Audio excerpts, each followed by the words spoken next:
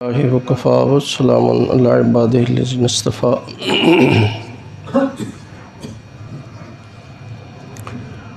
اما بعد فاعوذ باللہ من الشیطان الرجیم، بسم اللہ الرحمن الرحیم۔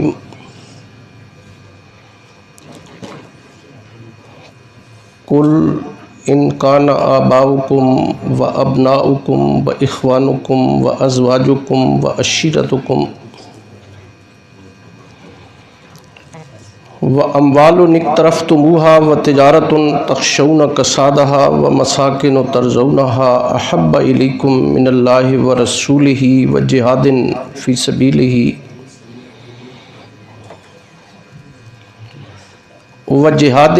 فِي سَبِيلِهِ فَتَرَبَّصُوا حَتَّى يَأْتِيَ اللَّهُ بِأَمْرِهِ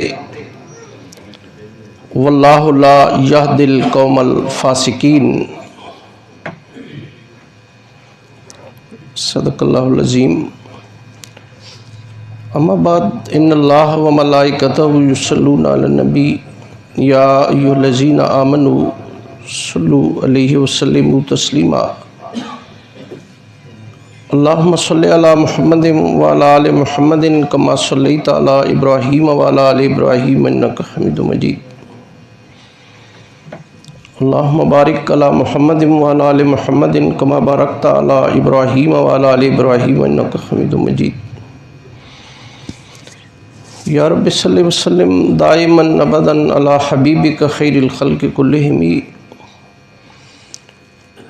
رب اشرح لی صدری ویسر لی امری واحلل عقدۃ من لسانی یفقہوا قولی۔ میرے قابل احترام بھائیوں اور عزیزوں، حسب سابق میں نے قرآن حکیم کے 10ویں پارے میں سورہ توبہ کی آیت نمبر 24 کی تلاوت کی ہے۔ بہت ساری باتیں میں اس سے قبل اس کے تعارف میں عرض کر چکا ہوں۔ مفہوم اس آیت کریمہ کا پھر عرض کر دیتا ہوں کہ اللہ پاک نبی صلی اللہ علیہ وسلم کو یہ ارشاد فرما رہے ہیں کہ اللہ کے رسول فرما دیجئے ان لوگوں سے کہ اگر تمہارے باپ اور تمہارے بیٹے اور تمہارے بھائی اور تمہاری بیویاں اور تمہارے خاندان قبیلے والے اور وہ مال جو آپ نے جمع کر رکھے ہیں اور وہ تجارت کے جس کے مندہ پڑنے کا آپ کو خدشہ ہے اور وہ مکانات جو آپ کو بہت پسند ہیں، آپ نے بڑے چاہوں اور ارمانوں سے وہ گھر تیار کیے ہیں، اگر یہ ساری چیزیں آپ کو اللہ اور اللہ کے رسول اور جہاد فی سبیل اللہ سے زیادہ عزیز ہیں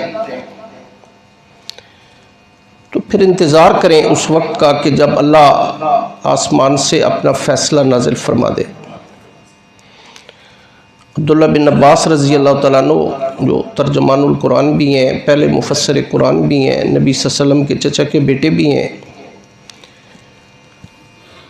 وہ فرماتے ہیں کہ نبی صلی اللہ علیہ وسلم سے میں نے عرض کی کہ یا رسول اللہ کیا مطلب ہے کہ اللہ آسمان سے اپنا فیصلہ نازل فرما دے؟ تو نبی کریم صلی اللہ علیہ وسلم نے ارشاد فرمایا کہ پھر انتظار کریں اس وقت کا کہ جب اللہ آسمان سے تمہارے اوپر اپنا عذاب نازل کر دے۔ واللہ لا یہدی القوم الفاسقین، اللہ نافرمانوں کو ہدایت تو نہیں دیا کرتے۔ اصل میں جو آج ہمارے خالی خولی دعوے ہیں کہ بڑی محبت ہے جی، اللہ سے بڑی محبت ہے، نبی صلی اللہ علیہ وسلم سے بے پناہ محبت کرتے ہیں، اصل جہاں بہت ساری اخلاقی قدریں برباد ہوئی ہیں وہاں پہ ہمارا یہ دعویٰ کرنا جو ہے، یہ سچی بات یہ ہے کہ اللہ پاک نے اس آیت کو معیار بنا دیا ہے، یہ کسوٹی ہے، اپنے آپ کو پرکھ لیں اس پہ، اگر آپ پورے اترتے ہیں تو نور علی نور، بہت اچھی بات ہے، اگر نہیں تو پھر زبانی دعوے تو اللہ کو پسند نہیں ہے، سچی بات یہ ہے۔ ذرا اپنے دل پہ ہاتھ رکھ کے ذرا سوچیں کہ کتنی محبت ہے اللہ سے اور اللہ کے رسول سے۔ میرا بیٹا مجھے زیادہ عزیز ہے یا اللہ کے رسول زیادہ عزیز ہیں؟ مجھے اپنے خاندان کی فرسودہ روایات زیادہ عزیز ہیں یا ہمیں نبی صلی اللہ علیہ وسلم کی سنت زیادہ عزیز ہے؟ تو قرآن تو بھرا پڑا ہے، سچی بات ہے، جہاں اللہ نے اپنی اطاعت کا حکم دیا وہیں پہ نبی کریم صلی اللہ علیہ وسلم کی اطاعت کا حکم، اور اللہ پاک نے قرآن میں جا بجا جہاں پہ، میں بڑی ذمہ داری سے بات عرض کر رہا ہوں، قرآن میں جہاں بھی اللہ نے اپنی اطاعت کا حکم دیا، محمد رسول اللہ کی اطاعت کا حکم دیا، اطیعوا اللہ واطیعوا الرسول۔ اللہ تبارک و تعالی حکم دیتے ہیں کہ ظاہراً بھی نبی صلی اللہ علیہ وسلم سے محبت کریں اور باطناً بھی، عملی طور پہ بھی جناب رسالت مآب صلی اللہ علیہ وسلم سے محبت کریں۔ آج عشق کے دعوے تو ہیں لیکن اتباع نہیں ہے، محبت کے دعوے تو ہیں، نبی صلی اللہ علیہ وسلم کی اطاعت نہیں ہے۔ وہ مفتی اعظم پاکستان نے، میں کل پڑھ رہا تھا ان کے مواعظ میں، انہوں نے بڑی خوبصورت بات لکھی ہے، یہ بات تو میں کسی اور حوالے سے پھر ان کا بھی، میں جو ابھی مفتی اعظم پاکستان کے حوالے سے بات عرض کر رہا ہوں وہ بھی عرض کرتا ہوں۔ وہ کسی نے وہ ایک سکھ سے پوچھا، یہ کڑا اور یہ ست سری اکال اور یہ جوڑا اور یہ کیا ہے؟ اس نے کہا بابا گرو نانک ایسے تھے۔ وہ ایک ہندو دھوتی پہنی ہے، سر پہ ٹوپی ہے، اس نے کہا رام کرشن جی ایسے تھے۔ ایک مسلمان نوجوان سے پوچھا یہ داڑھی، اس نے کہا محمد رسول اللہ ایسے تھے۔ تو سب ظاہر ہے کہ ہماری بھی ایک وضاحت ہے، ہمارا بھی ایک جو ہے وہ سرٹیفکیٹ ہے، ہمیں پتہ چلے کہ یہ محمد رسول اللہ کا پیروکار ہے۔ وہ جو مفتی اعظم پاکستان نے لکھا ہے کہ ایک پاکستان کا نوجوان، اس نے پاکستان کی کسی یونیورسٹی سے MSIT کیا، اعلیٰ تعلیم کے لیے PhD کرنے کے لیے برطانیہ چلا گیا، اس نے وہاں سے PhD کی ڈگری لی۔ بچہ بہت برینٹ تھا، اگرچہ غریب تھا لیکن بہت برینٹ تھا، اس نے وہاں سے PhD کی ڈگری لی، وہاں پہ کوئی سیٹ آئی، ایڈورٹیزمنٹ آئی، اس بچے نے اپلائی کر دی، اس بچے نے اس ٹیسٹ میں ٹاپ کیا، پھر انٹرویو ہوا، انٹرویو میں بھی اس بچے نے فرسٹ پوزیشن تھی اس کی میرٹ میں، انڈرسٹوڈ ہے کہ وہ بچہ جو ہے اس نے ڈیزرو کرتا تھا، اس نے اس سیٹ پہ جانا تھا۔ وہ جو بورڈ بیٹھا تھا انہوں نے یہ دیکھا کہ یار بچہ تو بہت لائق ہے، یہ 9/11 کے بعد کی بات، جب بہت کرائسس آئے مسلم امہ پہ، انہوں نے فیصلہ کیا کہ یار بچہ جوان بھی ہے، داڑھی بھی رکھی ہوئی ہے، اور داڑھی والے سارے دہشت گرد ہوتے ہیں، ہم تو نہیں رکھیں گے اس بچے، ریجیکٹ کر دیا بچوں، اور بچے کو بلا کے کہہ دیا بھی آپ میرٹ میں تھے، پہلے نمبر پہ تھے، لیکن وجہ یہ ہے کہ آپ نے داڑھی رکھی اور ہم نہیں سمجھتے کہ کوئی داڑھی والا بندہ جو ہے وہ ہمارے لیے کم خطرناک ہوگا، ہم نہیں رکھ سکتے۔ وہ بچہ بیچارہ غریب بچہ تھا، وہ تو PhD کے لیے گیا، بھی مجھے کوئی اچھی سروس وہاں پہ مل جائے گی تو اس کا مطلب ہے کہ مجھے نوکری تو نہیں ملے گی۔ اس کے اندر ایک جنگ سی شروع ہو گئی، بڑا مایوس بھی ہوا بچہ۔ بچے نے بالآخر فیصلہ کیا کہ میں داڑھی ریموو کر دوں، اس نے داڑھی ختم کروا دی، چلا گیا اس آفس میں کہ جناب میں ایک ہفتہ پہلے آیا تھا، آپ نے میرا انٹرویو کیا، آپ نے میرا ٹیسٹ لیا، میں میرٹ میں پہلے نمبر پہ تھا، آپ کے ایک آبجیکشن تھا وہ میں نے ریموو کر دیا ہے، تو اب مہربانی کریں آپ مجھے جو ہے۔ اس نے خیر چائے منگوائی، بڑی آنر کی اس کی، اور اس سے کہا کہ آپ نے یہ کیوں رکھی تھی؟ اس نے کہا یہ میرے نبی کی سنت تھی اور نبی سے محبت کا ایک انداز ہے۔ جواب سنیں، اس نے کہا کہ جو اپنے نبی سے مخلص نہیں وہ ہمارے ساتھ بھی مخلص نہیں، ہم آپ کو نہیں رکھ سکتے۔ آپ کے نزدیک اس کی یہی قدر تھی کہ ایک چھوٹے سے آبجیکشن پہ آپ نے اسے ریموو کر دیا ہے، جو اپنے نبی سے مخلص نہیں ہے وہ ہمارے ساتھ بھی، ہم آپ کو نہیں رکھ سکتے۔ آپ جیسے کریں، غیر مسلم تو راضی نہیں ہوں گے، سچی بات یہ ہے، جو مرضی ہے کر لیں۔ اگر آپ یہ سمجھتے ہیں نا کہ میرے اس عمل سے وہ راضی ہو جائیں گے، وہ راضی نہیں ہوں گے۔ اللہ بھی ناراض ہے، وہ بھی ناراض ہے۔ ہمیں خیر ان کی ناراضگی، مسلمان آدمی کو تو کسی کی ناراضگی کا فرق نہیں پڑتا اگر اللہ راضی ہے، یہ بات ذہن میں رکھیں۔ تو بات ہو رہی تھی کہ اللہ اور اللہ کے رسول سے محبت، اور بالخصوص نبی صلی اللہ علیہ وسلم سے، چونکہ سیرت کا ایک ہمارا موضوع چل رہا ہے بڑے عرصے سے، تو اس حوالے سے میں نے یہ آیت کریمہ تلاوت کی ہے۔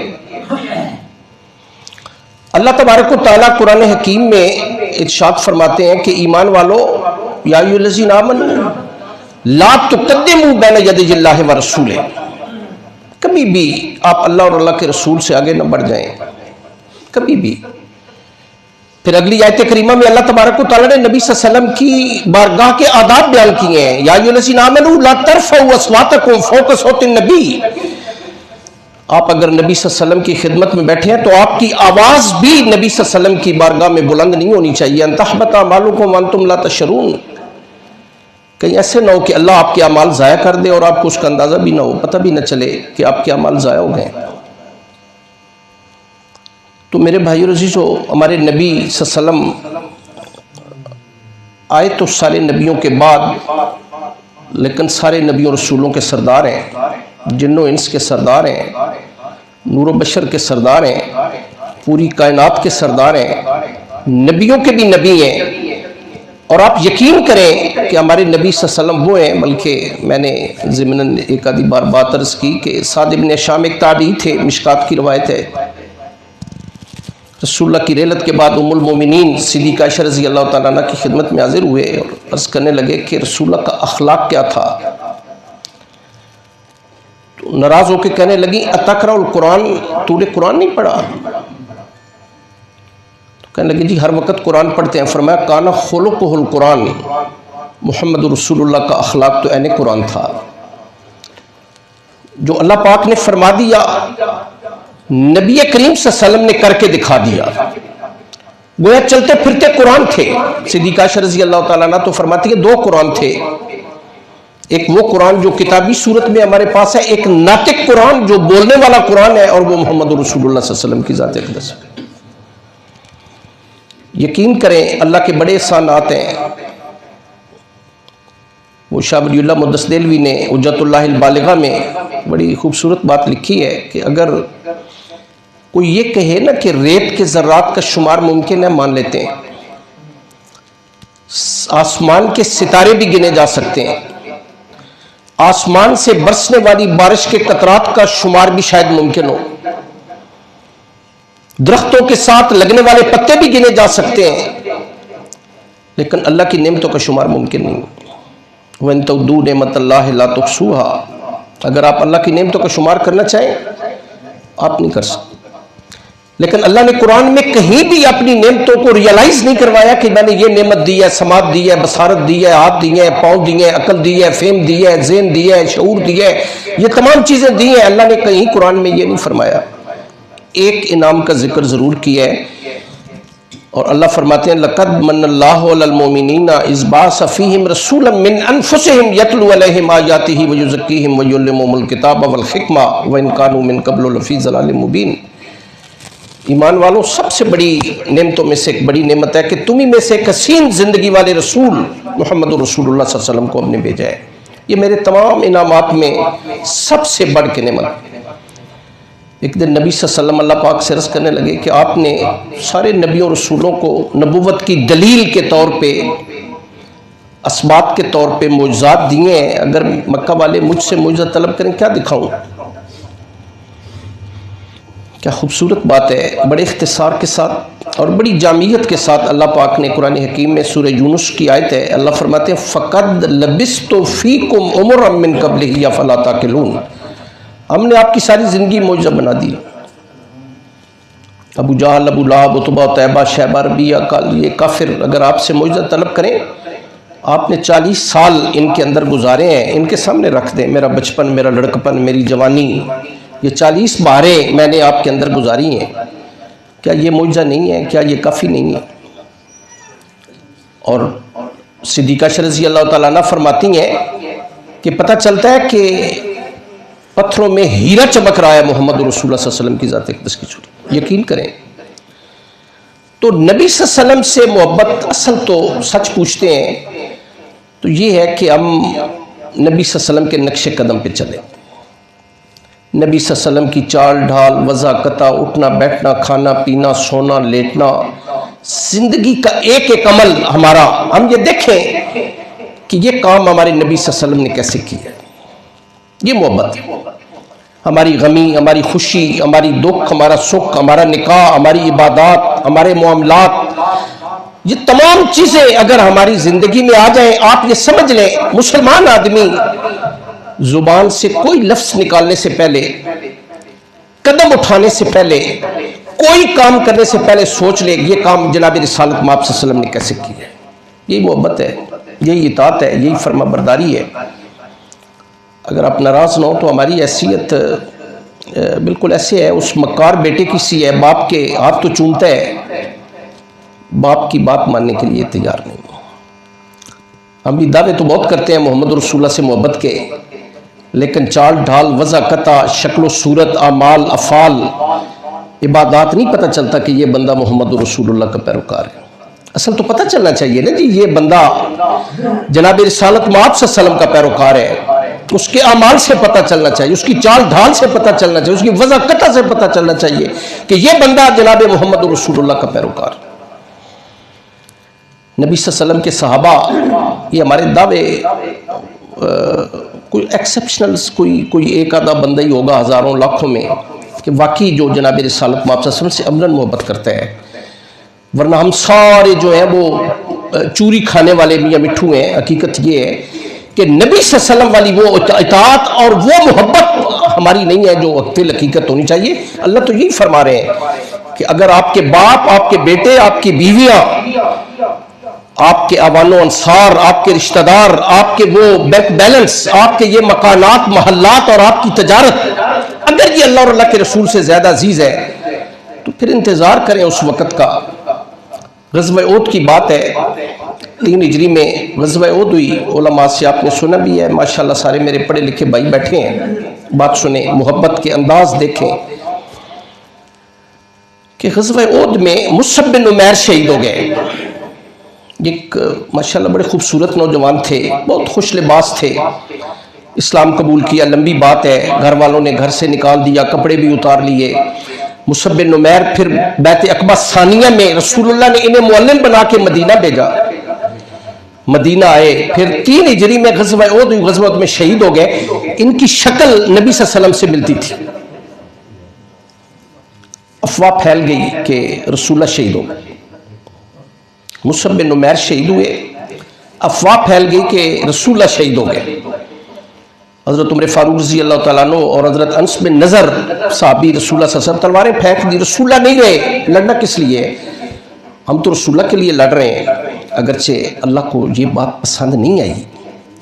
اگر میں قرآن کے حوالے سے بات عرض کروں کہ اللہ پاک نے پھر اس موقع پہ ایک آیت نازل فرمائی، وما محمد الا رسول قد خلت من قبلہ الرسل افئن مات او قتل انقلبتم علی اعقابکم ومن ینقلب علی عقبیہ فلن یضر اللہ شیئا۔ محمد صلی اللہ علیہ وسلم اللہ کے رسول ہیں، اور اسی طرح رسول ہیں جس طرح پہلے رسول گزر چکے ہیں۔ اگر محمد رسول اللہ طبی موت فوت ہو جائیں یا شہید ہو جائیں تو کیا آپ اسلام سے پھر جائیں گے؟ آپ عبادت کس کی کرتے ہیں؟ جب نبی کریم صلی اللہ علیہ وسلم کی رحلت ہوئی، حضرت عمر فاروق رضی اللہ تعالیٰ نے تلوار نکال لی اور کہا خبردار، جس بندے نے یہ کہا نا رسول اللہ فوت ہو گئے میں اس کی گردن مار دوں گا۔ ابو بکر صدیق رضی اللہ تعالیٰ عنہ باہر گئے ہوئے تھے، مدینہ سے واپس آئے، کسی نے کہا کہ عمر بڑے جذبات میں ہے، تلوار ننگی تلوار ہاتھ میں ہے، مسجد نبی کے دروازے میں کھڑے ہیں، سمجھائیں عمر کو۔ عمر کا ہاتھ پکڑ اندر لے آئے، قرآن کی یہ آیت پڑھی، وما محمد الا رسول، تلوار نیام میں ڈال دی کہ واقعی بات ٹھیک ہے، ہم عبادت تو اللہ کی کرتے ہیں۔ بات جو میں عرض کر رہا تھا کہ افواہ مدینہ پہنچی کہ رسول اللہ شہید ہو گئے۔ ایک عورت ہند اس کا نام تھا، ہندہ نہیں، ہندہ وہ ابو سفیان کی بیوی ہے، فتح مکہ کے موقع پہ جو مسلمان، ہند بنی دینار کی عورت ہے۔ اس سے پتہ چلا نبی صلی اللہ علیہ وسلم شہید ہو گئے ہیں، دیوانہ وار بھاگتی چلی جا رہی ہے احد کی طرف۔ احد مدینہ طیبہ سے شمال کی طرف 3 میل کے فاصلے پہ ہے، پہاڑ ہے، آپ جانتے ہیں۔ نبی کریم صلی اللہ علیہ وسلم جب اس پہ کھڑے تھے تو آپ نے فرمایا یہ پہاڑ ہے، یہ ہم سے محبت کرتا ہے، ہم اس سے محبت کرتے ہیں۔ احد دیوانہ وار بھاگی چلی جا رہی ہے، میدان جہاد سے ایک صحابی مدینہ آ رہے تھے، ان سے پوچھتی ہے ما فعل برسول اللہ، رسول اللہ کیسے ہیں؟ اس نے بتایا تمہارا باپ شہید ہو گیا ہے۔ پڑھا انا للہ و انا الیہ راجعون، جا رہی ہیں, بھاگتی چلی جا رہی ہیں. آگے سے ایک اور صحابی ملے, ان سے پوچھتی ہے رسول اللہ کیسے ہیں, ما فعل برسول اللہ. اس نے بتایا کہ تمہارا بھائی شہید ہو گیا. آگے ایک اور صحابی آ رہے تھے, انہوں نے بتایا تیرا خاوند شہید ہو گیا ہے. چوتھے صحابی سے جب ملاقات ہوئی, ان سے پوچھا ما فعل برسول اللہ, اس نے کہا تمہارا بیٹا شہید ہو گیا. اسے کھڑا کر کے اس سے پوچھتی ہیں, میں پوچھتی ہوں رسول اللہ کیسے ہیں, ما فعل برسول اللہ, رسول اللہ کیسے ہیں. اس نے کہا رسول اللہ تو ٹھیک ہیں. یقین کریں, کہنے لگی کلو مصیبت بعدک جلل, رب ذوالجلال کی قسم ہے اگر محمد رسول اللہ ٹھیک ہیں تو یہ تکلیفیں تو کوئی تکلیفیں نہیں. یہ بات کہہ دینی بڑی آسان ہے. جو بات میں نے کہی ہے یار, جس کا سر کٹ جائے, بازو کٹ جائیں, جس کی کمر ٹوٹ جائے, یہی تو سارے ہیں. باپ شہید ہو گیا ہے, بھائی شہید ہو گیا ہے, خامد شہید ہو گیا ہے, بیٹا شہید ہو گیا ہے. اس کے باوجود پوچھ رہی ہے رسول اللہ کیسے ہیں. جب پتہ چلا رسول اللہ ٹھیک ہے, کہنے لگی یہ تکلیفیں تو پھر کوئی تکلیفیں نہیں. ہم ذرا تھوڑا سا اپنا تجزیہ کریں, اپنے دل پہ ہاتھ رکھ کے. ایک ہی بیٹا ہو, اس کے تو 4 شہید ہو گئے ہیں. کیا ہم اللہ کے دین کے لیے یا رسول اللہ کے لیے اپنا بیٹا قربان کر سکتے ہیں؟ یاد ہوگا میں نے عرض کیا تھا کہ عمر فاروق رضی اللہ تعالیٰ عنہ نے جب رسول اللہ صلی اللہ علیہ وسلم سے یہ عرض کی کہ یا رسول اللہ مجھے بہت عزیز ہے, میرے والدین سے زیادہ عزیز ہیں, یا رسول اللہ میرے بیوی بچوں سے زیادہ عزیز ہیں.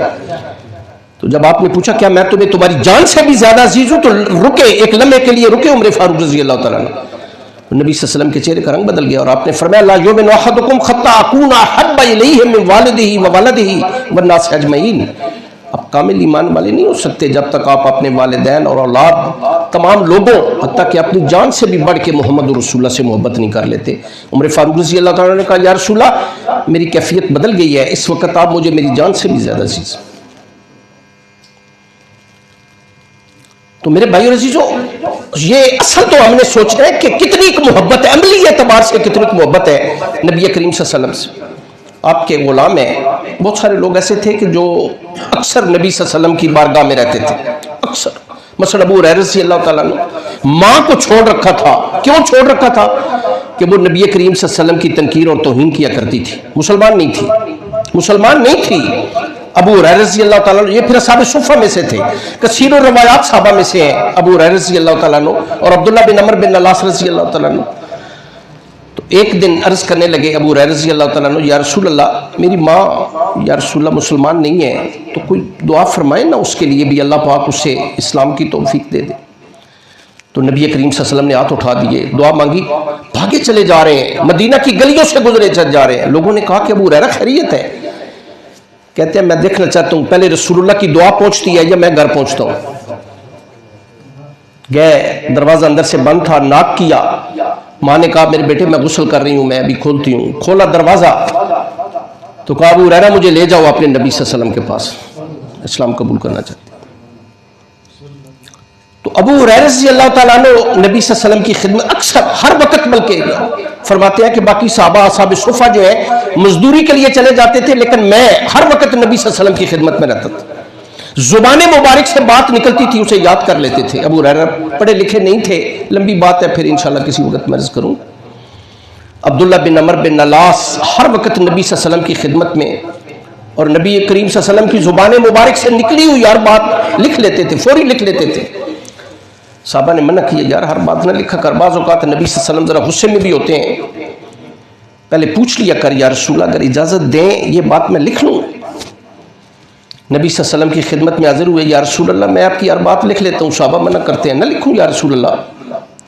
آپ مسکرائے, آپ نے فرمایا عبداللہ رب ذوالجلال کی قسم ہے آج تک اس زبان سے سوائے حق اور سچ کے کچھ نہیں نکلا.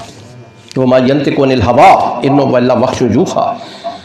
محمد بات اس وقت کرتے ہیں جب اللہ کی طرف سے وحی کی جاتی ہے, اور اللہ پاک نے قرآن حکیم میں حکم دیا میں وما آتاکم الرسول فخذوه وما نہاکم عنہ فانتہوا. اے لوگوں جو چیز تمہیں میرے محمد دیں لے لیں, جس چیز سے محمد اور رسول اللہ منع کریں رک جائیں. یہی محبت ہے, یہی اطاعت ہے, یہی عشق ہے نبی صلی اللہ علیہ وسلم سے, اور یہی اطاعت ہے اور یہی اتباع ہے نبی کریم صلی اللہ علیہ وسلم کی. قل ان کنتم تحبون اللہ فاتبعونی یحببکم اللہ. اگر آپ کا یہ دعویٰ ہے, یاد ہوگا میں نے کبھی یہ بات عرض کی تھی آپ سے کہ عبداللہ بن سوریا یہ ایک یہودی عالم تھا، فدق سے آیا نبی صلی اللہ علیہ وسلم کی خدمت میں اور کہنے لگا جی بڑی محبت ہے مجھے اللہ سے بھی، موسیٰ علیہ السلام سے بھی، آپ سے کوشش کے باوجود پتہ نہیں کیا وجہ ہے میں محبت نہیں کر سکتا۔ تو اللہ نے یہ آیت نازل فرما دی کہ اللہ کے رسول فرما دیجئے کہ اگر تمہارا یہ دعویٰ ہے نا کہ اللہ سے محبت ہے تو اللہ تم سے محبت نہیں کریں گے جب تک تم محمد رسول اللہ کی اتباع نہیں کرے گا۔ میں یوتی رسول فقد اطاع اللہ، جس نے میرے محمد کی اطاعت کی فی الحقیقت اس نے اللہ کی اطاعت کی۔ اتنی محبت کرتے تھے صحابہ، میں عرض کر رہا تھا ایک صوبان تھے رضی اللہ تعالیٰ عنہ، صوبان رسول اللہ کے ایک صحابی ہیں، مشکات شریف میں یہ حدیث موجود ہے، نام نہیں آیا، نام میں عرض کر رہا ہوں۔ نبی صلی اللہ علیہ وسلم سے عرض کرنے لگے، صحابہ بیٹھے ہیں، صحابہ کہتے ہیں کہ اس بات سے ہم اتنے خوش ہوئے، کبھی خوش نہیں ہوئے تھے جو بات میں عرض کرنے لگا ہوں۔ صوبان عرض کرنے لگے یہ بڑی اچھی صحت تھی لیکن دن بدن کمزور ہوتے چلے جا رہے ہیں، جیسے آج ہمارے یہاں کوئی بندہ بیمار ہو جائے پتہ نہیں چلتا بھی یار بندے کو کیا بیماری ہے، بندہ بیمار ہوتا کمزور ہوتا چلا جا رہا ہے۔ صحابہ بڑے حیران تھے کہ یہ بندہ دن بدن کمزور ہوتا جا رہا ہے۔ عرض کرنے لگے یا رسول اللہ قیامت کب آئے گی؟ صوبان رضی اللہ تعالیٰ عنہ نبی صلی اللہ علیہ وسلم سے سوال کرنے لگے کہ یا رسول اللہ قیامت کب آئے گی؟ نبی صلی اللہ علیہ وسلم کو سوال اچھا نہیں لگا، آپ نے کوئی جواب بھی نہیں دیا اور تھوڑا سا اعراض بھی کر لیا تاکہ یہ پھر سوال نہ کریں، لیکن وہ پھر سامنے آ گئے، پھر سوال کیا یا رسول اللہ قیامت کب آئے گی؟ نبی صلی اللہ علیہ وسلم نے ذرا اور اپنا رخ انور موڑ لیا، پھر سامنے آ کے پھر عرض کرنے لگے یا رسول اللہ قیامت کب آئے گی؟ رسول اللہ نے اب سوال کا جواب دیا اور آپ نے سوال کیا کہ تو نے قیامت کے لیے کیا تیار کیا ہے؟ رو پڑے، کہنے لگے یا رسول اللہ سوائے فرض نمازوں کے تو کچھ نہیں ہے میرے پاس، روزے ہیں یا فرض نمازیں ہیں، اس کے علاوہ تو یا رسول اللہ میرے پاس کچھ بھی نہیں ہے۔ فرمایا سوال کیوں کیا ہے؟ سوال تو وہ بندہ کرے جس کے پاس بڑی عبادات اور بڑی نیکیاں اور بڑے نوافل اور بڑے صدقے اور خیرات اور یہ تمام چیزیں ہو، سوال تو وہ کرے، تو کیوں سوال کر رہے ہیں؟ رو رہے تھے، رو پڑے، کہنے لگے یا رسول اللہ میں آپ کو دیکھ کے جیتا ہوں یا رسول اللہ، یا رسول اللہ اگر آپ نہیں ہوں گے یا آپ کی زندگی میں میں چلا گیا میرا کیا بنے گا یا رسول اللہ؟ تو نبی صلی اللہ علیہ وسلم نے فرمایا تو مجھ سے اتنی محبت کرتا ہے؟ تو یا رسول اللہ میں آپ سے بہت محبت کرتا ہوں۔ جبریل علیہ السلام آ گئے، قرآن کی ایک آیت لے کے آئے، 5واں پارہ ہے، اللہ فرماتے ہیں من یطع اللہ والرسول فاولئک مع الذین انعم اللہ علیہم من النبیین والصدیقین والشہداء والصالحین وحسن اولئک رفیقا۔ رسول اللہ نے فرمایا کہ اگر تو مجھ سے اتنی محبت کرتا ہے تو مرنے کے بعد بھی تو میرے ساتھ ہوگا۔ نبی کریم صلی اللہ علیہ وسلم کے ایک اور غلام تھے کعب بن ربیعہ اسلمی، قبیلہ اسلم سے تعلق تابشی تھے، ہر وقت نبی صلی اللہ علیہ وسلم کی خدمت میں رہتے، ہر وقت۔ جس طرح عبداللہ بن مسعود رضی اللہ تعالیٰ عنہ رسول اللہ سفر پہ جاتے تھے، رسول اللہ کے نالین مبارک، رسول اللہ صلی اللہ علیہ وسلم کا بستر، رسول اللہ صلی اللہ علیہ وسلم کا یہ تمام چیزیں حضرت عبداللہ بن مسعود رضی اللہ تعالیٰ عنہ کے پاس ہوتی تھی۔ اور یہ جو ہے کعب بن ربیعہ اسلمی سارا دن رسول اللہ کی خدمت میں اور ساری رات محمد رسول اللہ کے دروازے پہ بیٹھ رہتے تھے۔ آپ حیران ہوں گے کیسے لوگ تھے اور کتنی محبت کرتے تھے۔ نبی صلی اللہ علیہ وسلم آدھی رات کو باہر نکلے، کیا دیکھا کہ کعب بن ربیعہ جو ہے وہ پانی اس میں برتن میں لے کے، کہ رات کو کبھی نبی صلی اللہ علیہ وسلم کو باہر نکلنے کا اتفاق ہو، وضو کرنا ہو، پانی نہ ہو، تو نبی صلی اللہ علیہ وسلم دیکھ کے تو حیران رہ گئے، کہنے لگے کعب تو اس وقت؟ ربیعہ کہنے لگے کہ یا رسول اللہ میں تو ساری رات بیٹھتا ہوں، تو آپ کے لیے بیٹھتا ہوں یا رسول اللہ کہ آپ کو اگر پانی کی ضرورت ہو تو۔ نبی صلی اللہ علیہ وسلم نے جب وضو کیا تو دریائے رحمت جوش میں آ گیا، کہا مانگو۔ ربیعہ کیا مانگتے؟ کہنے لگے یا رسول اللہ جنت میں آپ کی رفاقت مانگتا ہوں۔ فرمایا تو میرے ساتھ ہوگا جنت میں۔ ساتھ ہی نبی صلی اللہ علیہ وسلم نے فرمایا یار جوان ہو، یہ بات سننے والی ہے جو میں عرض کرنے لگا ہوں۔ رسول اللہ صلی اللہ علیہ وسلم نے فرمایا کہ یار جوان ہو، شادی کر لو۔ عرض کرنے لگے یا رسول اللہ آپ کی دہلیز چھوٹ جائے گی، آپ کا دروازہ جو ہے یہ چھوٹ جائے گا۔ آپ نے فرمایا نہیں یار جوان ہو، شادی کرو۔ یہ کہنے لگے یا رسول اللہ میں حبشی ہوں، غلام ہوں، کون دے گا رشتہ مجھے؟ بڑی دلچسپ بات ہے، رسول اللہ نے فرمایا تیرے ذہن میں کوئی رشتہ ہو جو مجھے بتاؤ، میں پیغام بھیج دیتا ہوں۔ اور ربیعہ بھی بڑا عجیب آدمی تھا، مدینہ میں انصار میں جو سب سے خوبصورت بچی تھی اس کا نام لیا، یا رسول اگر وہ رشتہ دے دیں۔ نبی صلی اللہ علیہ وسلم نے فرمایا صبح جانا، اس کے باپ کو میرا سلام دینا اور اپنی طرف سے رشتے کا پیغام بھی دینا کہ مجھے نبی صلی اللہ علیہ وسلم نے بھیجا ہے۔ دروازہ ناک کیا، وہ باہر آئے، جانتے تھے یہ نبی صلی اللہ علیہ وسلم کے غلام ہیں، تو کہا کہ نبی صلی اللہ علیہ وسلم نے سلام دیا ہے اور ساتھ ہی کہا کہ میرے رشتے کا پیغام بھی دیا ہے۔ چپ کر گئے، آگے سے بولے نہیں، لیکن بات کوئی سچی بات ہے، کوئی اتنی اپیل بھی نہیں کی۔ اندر گئے، بیوی دیکھ رہی تھی بھی بڑے طبیعت مزمل ہے، کیا وجہ ہے، پتہ نہیں باہر سے کیا بات ہوئی ہے۔ وہ بھی آ گئی دروازے کے قریب اور کہنے لگی بھئی کیا بات ہے، کیوں اتنے پریشان ہیں؟ کہنے لگے وہ ربیعہ نبی صلی اللہ علیہ وسلم کا غلام ہے، آیا ہے، سلام بھی بھیجا ہے اور ساتھ رشتے کا پیغام بھیجا ہے بچی کے لیے، اس ربیعہ کے لیے۔ وہ بھی خاموش ہو۔ وہ بیٹی اندر دیکھ رہی تھی، وہ بھی آ گئی ان کے پاس اور کہنے لگی کہ امی کیا بات ہے، ساری بات بتا دی بچی کو، جواب سنیں یار۔ بچی کہنے لگی کہ یہ نہ دیکھیں کون آیا ہے، دیکھیں بھیجا کس نے ہے۔ ذرا دلوں پہ ہاتھ رکھیں نا، یہ کتنی مشکل بات ہے۔ یہ شادی ہوئی، اس ربیعہ کی شادی اس کی بچی کے ساتھ ہوئی۔ بچی نے کہا یہ نہ دیکھیں کون آیا ہے، دیکھیں بھیجا کس نے ہے۔ یہ محبت ہے جناب محمد رسول اللہ صلی اللہ علیہ وسلم سے۔ نبی کریم صلی اللہ علیہ وسلم نے عبداللہ بن جاش اپنے پھوپھی کے بیٹے تھے، انہیں بلایا اور کہا کہ میں چاہتا ہوں کہ تمہاری بہن زینب بنت جاش کا نکاح میں اپنے غلام زید بن حارثہ سے کروں۔ آپ حیران ہوں گے، قرآن میں ایک شادی کا ذکر ہے، رسول اللہ کے 1,43,000 صحابہ میں سے ایک صحابی کے نام کا ذکر ہے اور وہ زید بن حارثہ ہے۔ جس شادی کا ذکر ہے وہ زینب بنت جاش سے شادی ہے، یہ قرآن میں ہے جو بات میں عرض کروں۔ عبداللہ بن جاش کو بلا کے کہا کہ میں چاہتا ہوں کہ میں اپنے غلام زید بن حارثہ کی شادی، اس میں ایک بڑی حکمت تھی، لمبی بات ہے، پھر انشاءاللہ کبھی عرض کروں گا، تو میں چاہتا ہوں کہ میں اس کی شادی تمہاری بہن زینب سے کروں۔ چپ کر گئے، بعض نے تو لکھا انکار کر دیا، بعض نے لکھا نہیں، خاموش ہو گئے اور عرض کرنے لگے یا رسول اللہ میری جو بہن ہے مزاجن تھوڑی سی تلخ ہے، یا رسول اللہ آپ خود بات کریں، آپ سے ناراض نہیں ہوگی، مجھ سے تو ناراض ہو جائے گی۔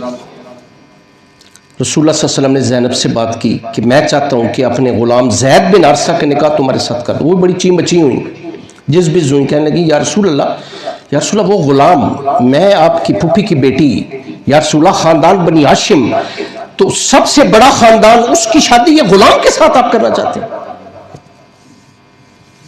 آپ حیران ہوں گے، اللہ پاک نے جبریل علیہ السلام کو سورہ احزاب میں آیت ہے، ایک آیت دے کے بھیج دیا۔ قرآن آیت کے الفاظ ہیں وَمَا كَانَ لِمُؤْمِنٍ وَلَا مُؤْمِنَةٍ إِذَا قَضَى اللَّهُ وَرَسُولُهُ أَمْرًا، کہ اللہ کے رسول آپ فرما دیں کہ جب کسی بات کا فیصلہ اللہ اور اللہ کے رسول فرما دیں، ایمان والوں کا ختم ہو جاتا ہے۔ اور یہ شادی ہوئی، یہ الگ بات ہے کہ حکمت کیا تھی، پھر بعد میں ڈائیورس ہو گیا، پھر اس کا نکاح، زینب کا نکاح، اللہ نے رسول اللہ کو فرمایا میں نے آسمان پہ کر دیا ہے، آپ زینب سے نکاح کریں۔ تو مطلب کہنے کا یہ ہے کہ جب اللہ کے رسول کسی بات کا فیصلہ فرماتے، نبی صلی اللہ علیہ وسلم سے اعراض جو ہے، رخ موڑنا نبی صلی اللہ علیہ وسلم سے، آپ کی سنت سے کہ آپ کے عمل سے، یہ کفر ہے۔ اور اللہ نے قرآن میں اس کا ذکر کیا ہے کہ فَلَا وَرَبِّكَ لَا يُؤْمِنُونَ حَتَّى يُحَكِّمُوكَ فِي مَا شَجَرَ بَيْنَهُمْ ثُمَّ لَا يَجِدُوا فِي أَنفُسِهِمْ حَرَجًا مِّمَّا قَضَيْتَ وَيُسَلِّمُوا تَسْلِيمًا۔ بڑا عجیب انداز اللہ نے اختیار کیا کہ محمد رسول اللہ آپ کو آپ کے رب ذوالجلال کی قسم ہے، یہ اس وقت تک کامل ایمان والے نہیں ہو سکتے جب تک اپنے ہر پیدا شدہ جھگڑے میں آپ کو فیصلہ کرنے والا نہیں بنا لیتے۔ جب آپ فیصلہ فرما دے، گردن نہیں جھکا دیتے تو ایمان والے کس بات کے ہیں؟ وہ بندہ ایمان والا نہیں ہے کہ جب رسول اللہ فیصلہ فرما دے اور وہاں پہ گردن نہ جھکا دیں۔ میرے بھائیو عزیزو، نبی صلی اللہ علیہ وسلم کی ایک ایک سنت، میں بڑی ذمہ داری سے بات عرض کر رہا ہوں کہ کسی غیر مسلم سے، کرسچین ہے، کوئی ہے، حضرت عیسیٰ علیہ السلام کے بارے میں سوال کریں، وہ زیادہ طوالت سے جواب نہیں دے سکے گا۔ حضرت عیسیٰ علیہ، ان کا بچپن، ان کا لڑکپن، ان کی جوانی، ان کے معجزات، موسیٰ علیہ السلام کے بارے میں کسی یہودی سے سوال کر لیں۔ الحمدللہ ہمارے نبی محمد رسول اللہ ایک مستشرق ہے، غیر مسلم ہے، محقق ہے، سپرنگر، اس نے کتاب لکھی ہے ہمارے نبی صلی اللہ علیہ وسلم کا، وہ کہتا ہے عظیم آدمی ہے محمد رسول اللہ۔